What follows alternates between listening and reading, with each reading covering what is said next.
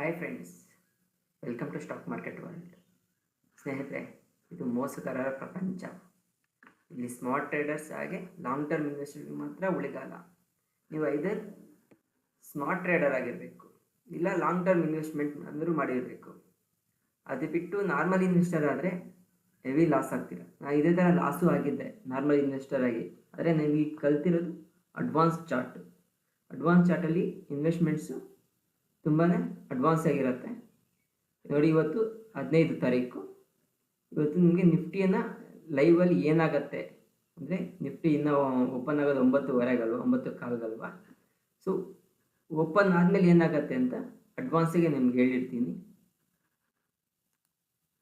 ಇದು gift Nifty ನಮಗೇನು ತೋರಿಸ್ತಿದೆ, 23,286 run ಆಗ್ತಿದೆ. 23,300 ಅಂದ್ಕೊಳ್ಳಿ. ಈಗ 299 ಇದೆಯಲ್ಲ, 300 ನಮಗೆ ಡೌಸನ್ಸ್ ಎಲ್ಲ ಮೈನಸಲ್ಲಿ ತೋರಿಸ್ತಿದೆಯಲ್ಲ.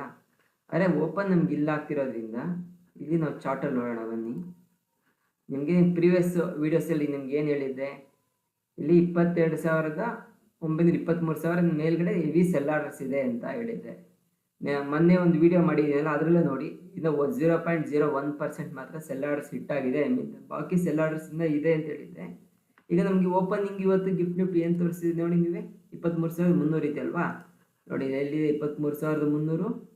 ನಮಗೆ ಈ ಒಂದು ಏರಿಯಾ ಅಂದರೆ ಹೆವಿ ಸೆಲ್ ಆರ್ಡರ್ಸ್ ಇರೋ ಏರಿಯಾ.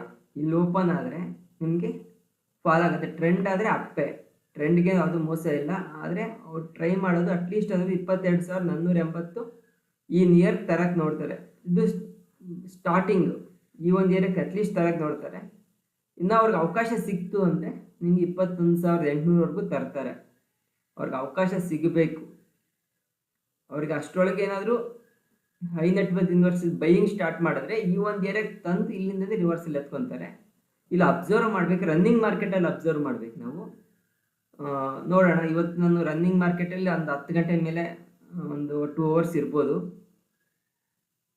ಬಟ್ ನೀವು ನೋಡಿ, ಓಪನಿಂಗ್ ಇಲ್ಲೇ ಆಗುತ್ತಲ್ಲ, ಓಪನಿಂಗ್ ಎಲ್ಲಿ ಅದೇ ಈ ಒಂದು ಏರಿಯಾದಲ್ಲಿ ಓಪನ್ ಆಯಿತು ಅಂದರೆ ಇಲ್ಲಿಂದ ಸ್ಲೋ ಆಗಿ ಬರುತ್ತೆ. ಇಲ್ಲಿ ಓಪನ್ ಆಯಿತು ಅಂದರೆ ತುಂಬ ಫಾಸ್ಟಾಗಿ ಫಾಲ್ ಆಗುತ್ತೆ ಡೌನ್ ಸೈಡು. ಇಲ್ಲೊಂದು ಅಬ್ಸರ್ವ್ ಮಾಡಿ. ಹಾಗೆ ಪ್ರೀವಿಯಸ್ ವೀಡಿಯೋಸ್ ನೋಡಿ, ಪ್ರೀವಿಯಸ್ ವೀಡಿಯೋಸಲ್ಲಿ ನಿಮ್ಗೆ ಪ್ರತಿ ಸಾರಿನೂ ಹೇಳಿದ್ದೀನಿ, ಸೆಲ್ ಆರ್ಡರ್ಸ್ನ ಅದೇ ಒಂದು ಸೆಲ್ ಆರ್ಡರ್ಸ್ ಇದೆ ಅಂತ ನಾನು ಮೆನ್ಷನ್ ಮಾಡಿದ್ದೀನಿ. Okay, thank you.